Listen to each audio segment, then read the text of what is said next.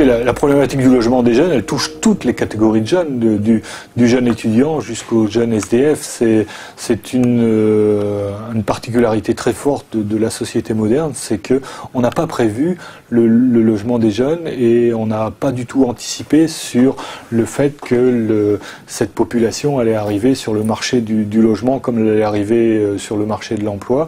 Et donc, on est dans une pénurie actuellement de logements en général. Il manque environ 800 000 logements en France, mais plus particulièrement pour quelques types de populations. Il y a un décalage très fort entre le monde du logement et le monde de l'emploi. Le monde de l'emploi est malheureusement déjà très précarisé. Un jeune qui arrive sur le marché de l'emploi, 3 emplois sur 4 qu'on va lui proposer sont des contrats atypiques. CDD, contrat aidé, contrat à temps partiel. Donc c'est énorme, cette précarité qu'on propose aux jeunes, quel que soit le niveau de qualification qu'il a, qui sortent sans qualification ou à bac plus de 5, on va lui proposer ce type de contrat de travail. Donc une énorme précarité qui est proposée aux jeunes, en particulier de 18 à 25 ans. Et le monde du logement, il vit encore du temps des 30 glorieuses où il faut amener 3 fiches de paye, un contrat à durée indéterminée, où il faut la caution parentale, éventuellement une deuxième caution des grands-parents ou les garants.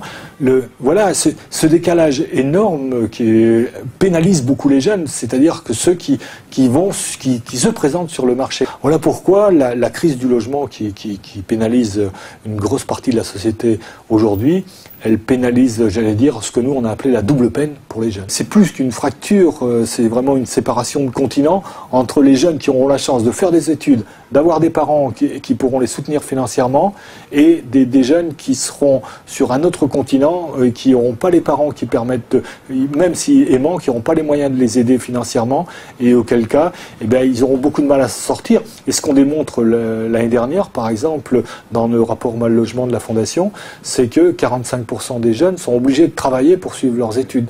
Et ça, c'est énorme. Il y a toujours eu un pourcentage, mais c'était pour arrondir ses fins de mois, pour se payer des plus. Au bout d'un moment, cumuler un travail, cumuler ses études et avoir un minimum de vie sociale, il craque. Voilà. Et il lâche, et c'est souvent l'université qui lâche. Plus ils montent en salaire, plus on baisse leur aide au logement. C'est-à-dire que quasiment leur travail va servir qu'à permettre de payer le loyer et les charges.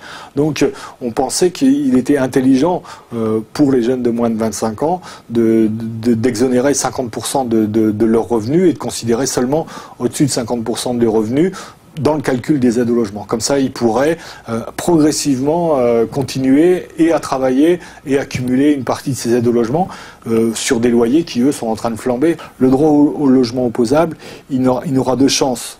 Vous savez que le projet et son application au 1er janvier 2012. Donc il y a un différé de 5 ans. Il ne sera vraiment effectif que si, pendant la période de 5 ans, on a mis les outils et qu'on a produit du logement suffisamment pour que ce droit il soit vraiment effectif. C'est-à-dire, il manque 800 000 logements en France aujourd'hui, dont 400 à 500 000 logements sociaux.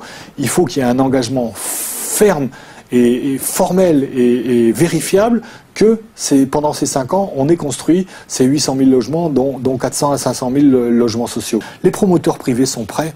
Ils se rendent compte que de toute manière, ils vont pas continuer à produire du logement très cher parce qu'ils auront plus de clients solvables. Ils auront des investisseurs, mais ils n'auront pas de locataires capables de payer des prix aussi importants. Donc eux-mêmes se rendent compte que faire une partie de 20 ou 25% de logements sociaux, je ne vais pas dire qu'ils sont enthousiastes et qu'ils sautent comme des cabris, mais ils comprennent que c'est quelque chose qui est dans l'air du temps et qui est une évolution qui peut se faire et que de toute manière, c'est la seule aussi condition qu'on vive en paix dans notre société, c'est qu'il y ait de la mixité sociale, parce que les ghettos de riches qui côtoient des ghettos de pauvres, on sait toujours, et l'histoire nous l'a montré, qu'à un moment donné, ça explose. Ça ne peut pas rester comme ça. Les 3 chapitres les plus importants qu'on va aborder dans le rapport Mal Logement cette année, le premier, c'est l'augmentation des situations de gens qui vivent dans des conditions totalement inacceptables. On va démontrer par des films, par des histoires de vie, des gens qui vivent dans des caves, qui vivent dans des voitures, qui vivent dans les bois, qui vivent dans des cabanes, qui vivent dans les tentes, mais ça on en a fait dans des logements insalubres, dans des logements indécents. Donc ça, c'est une prolifération sur lesquelles on était en diminution depuis 40 ans et qui est en train de remonter. Donc c'est un vrai problème de société. Le deuxième, c'est qu'on va montrer que le gouvernement, pour le moment, s'y est mal pris, dans la mesure où il a relancé le logement. Et ça, c'est tout à son avantage et il faut le reconnaître.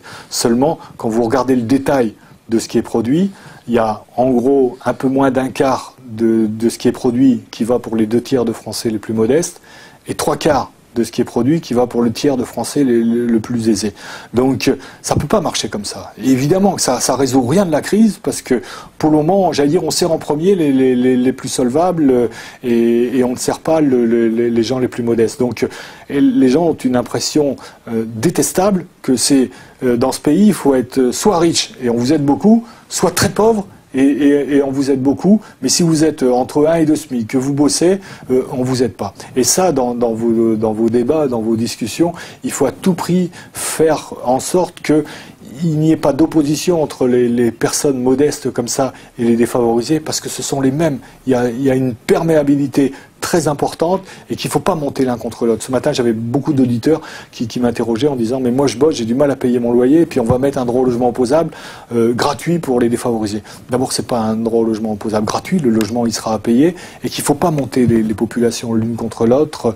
C'est des populations qui peuvent passer de l'une à l'autre malheureusement assez rapidement, et qu'un droit au logement pour les plus modestes, pour les 2 tiers des Français, ça va servir pour tout le monde, évidemment le SDF, mais aussi les classes populaires, les classes laborieuses, comme on disait un certain temps.